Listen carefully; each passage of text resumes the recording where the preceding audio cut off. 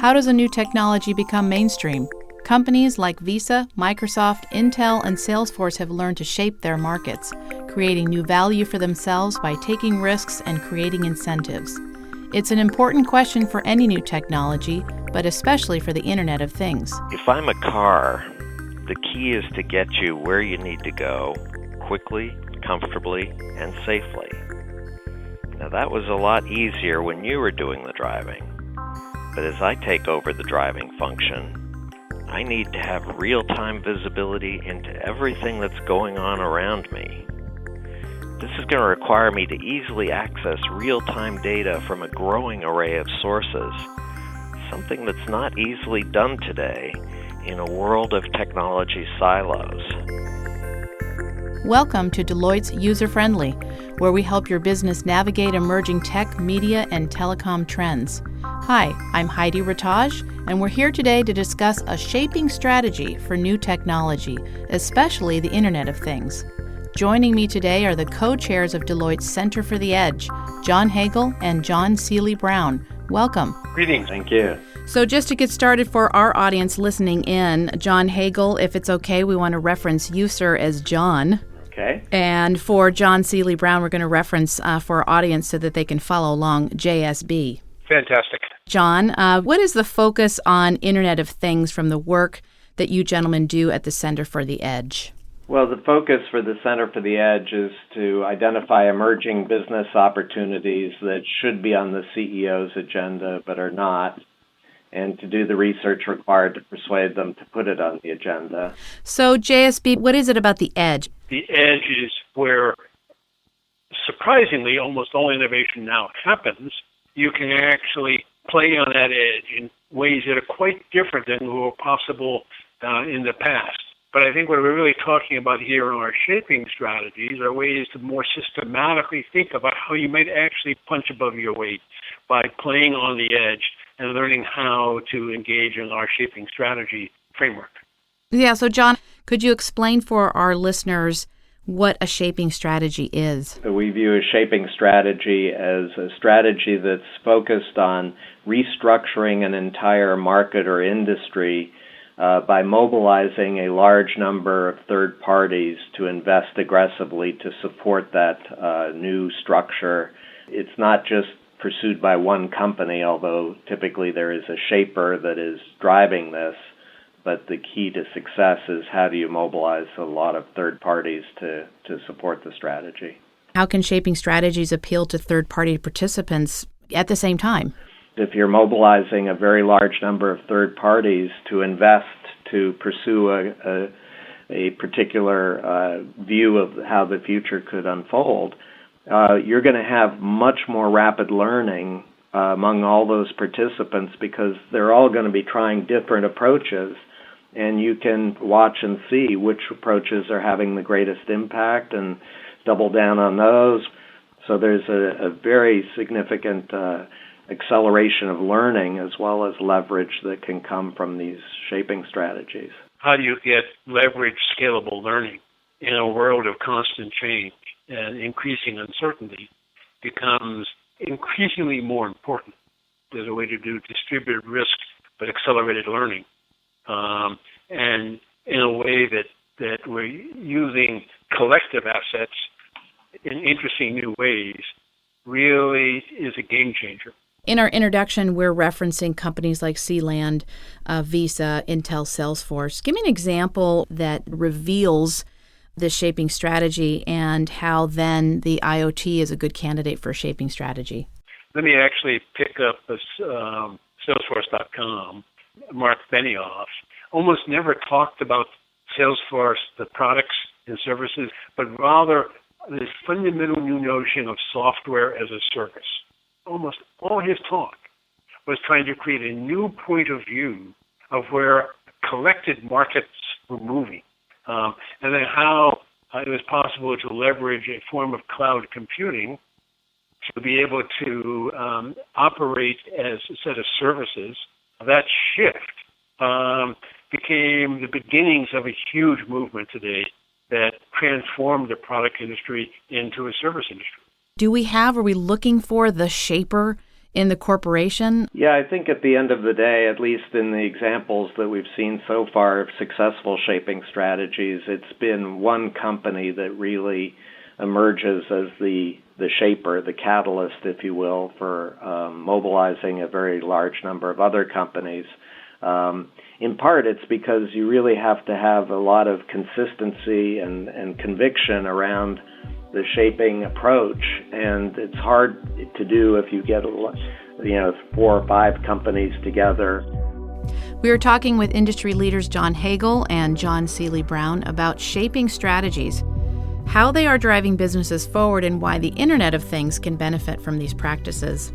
John, what do you think are key factors to determine a successful shaping strategy for those listening today? We see 3 components that have to come together to make a successful shaping strategy. The first component is a compelling long-term view of what the new industry structure could look like and why it's so attractive to many participants, not just to the shaper.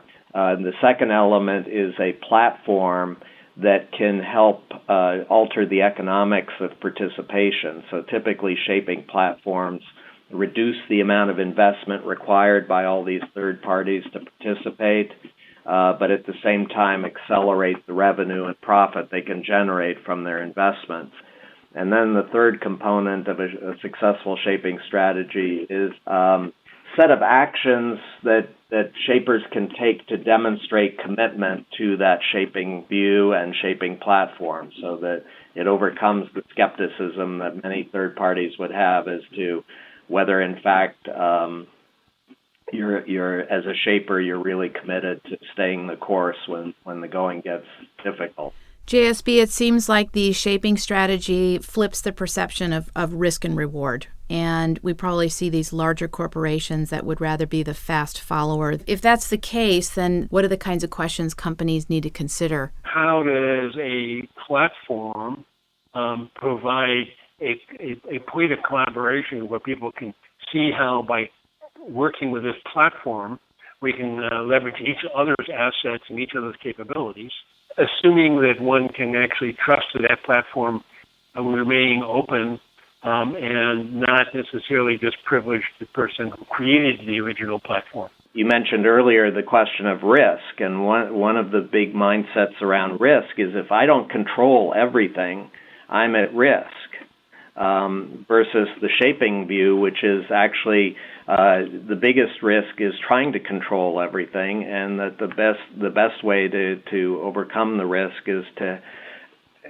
shape the environment rather than try to control it. John, what are things that companies need to consider to plan for a shaping strategy? The success of a shaping strategy requires a deep understanding of what would motivate others, a lot of others, to participate. So if you don't understand the economics, the aspirations, the mindsets of these other third parties you're trying to attract, and if you don't create the right incentives for them to motivate them to not only participate but invest aggressively, you're not going to be successful. So I think the other piece, and it's a balancing act, as a shaper, you want to be careful to identify what are the key influence points in this new industry structure that would give you a sustainable advantage to continue to play in this environment. And position yourself for those influence points. The right kind of balance is critical here because if it gives you too much leverage, then why should I trust you? Especially in the IoT world, you'd like to have some stability on, for example, the protocols. And if you can get agreement on those protocols and how they're being maintained, et cetera, that's a major step that everybody can win from.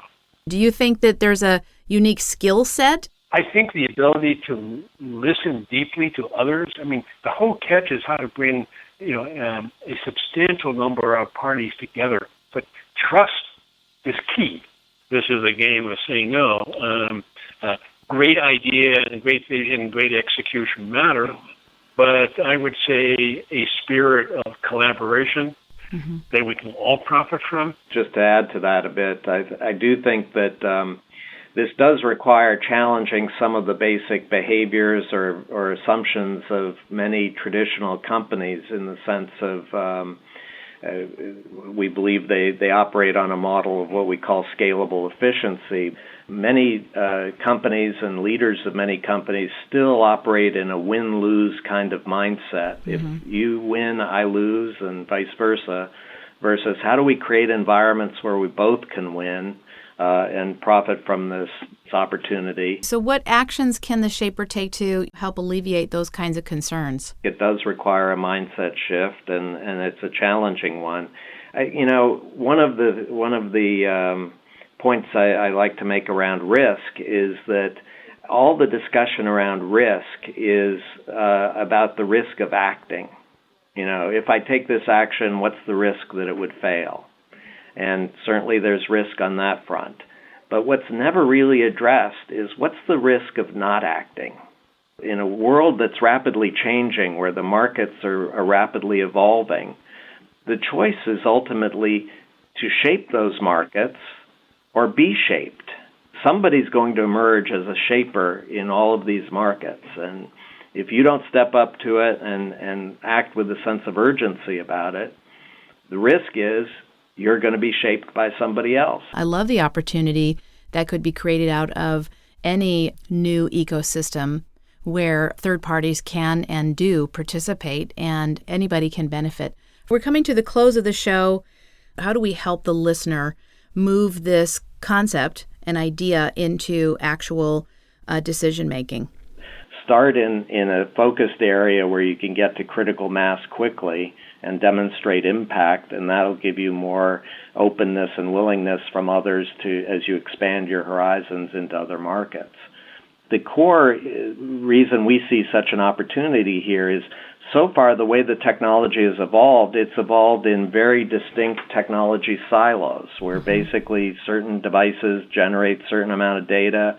That's captured within the silo and it's analyzed within the silo. But a lot of the value of that data comes from how can you connect that data and create broader aggregations of data through a platform where you could apply analytic tools to get even more insight from the data. JSB, final thoughts on that for those listening in and why IoT is such an interesting opportunity for shaping strategy. If we can find ways to interrogate the contexts that something is happening in, the more we understand that context, the more we can kind of predict what should be our response. What we found out today is with the rapidly shifting corporate environment, companies that are implementing shaping strategies are benefiting and bringing more value to their businesses. Now, those who don't jump in risk becoming part of the status quo. Shape or be shaped. I want to thank John Hagel and John Seeley Brown for joining me today. I'm Heidi Rataj, and from all of us at User Friendly, thank you. Thank you. Thank you. Take care.